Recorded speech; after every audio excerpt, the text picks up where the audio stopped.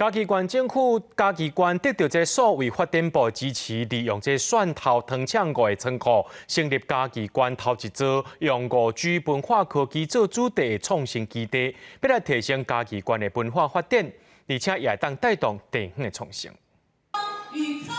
唔免挂目镜，就会当看到的3D 影像，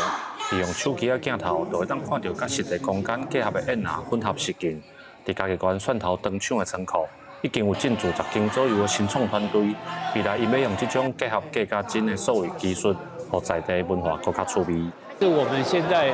有看到6都以外的一些的机会。那嘉义呢这边呢，也是我们看到了它有深厚的一些的文化，还有观光，尤其像阿里山、故宫的这样子的一个很大的文化的能量在这里，所以我觉得这个是嘉义的一个最好的一个优势。为着要活化蒜头糖厂营地的仓库，新组仓库的嘉义县政府得到数位部经费的支持，成立嘉义县第一座以5G 文化科技做主题的创新基地，要协助观光工厂强调文化相关嘉义县产业，会当利用数位科技和文化观光有无同的呈现。数位部的给我们的补助，那而且是非6都最高，高达8000万，所以我们希望这个基地